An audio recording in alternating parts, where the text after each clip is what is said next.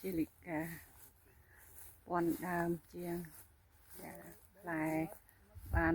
ពាក់កណ្ដាលជាងបងប្អូនហ្នឹងហើយនៅផ្អៅដាំលម៉ើជាលិកាគឺផ្លែអញ្ចឹងបងប្អូនចាហ្នឹងហើយតែបងប្អូនដាំលម៉ើក្របគឺធំដើមអញ្ចឹងបងប្អូនមុននឹងដាំអីបងប្អូនសួរចាដាំលម៉ើជាលិកាផ្លែអញ្ចឹងបងប្អូនហ្នឹងហើយរាប់ពាន់ដើមបងប្អូនអើយចាខ្ញុំមកដល់ផ្អៅហ្នឹងហើយតិជនគាត់ដាំពី10ធ្លាយចា10ចា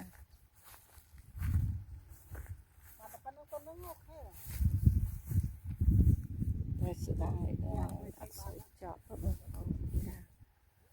ចប់បានខ្លះហ្នឹងហើយជុំវិញដើម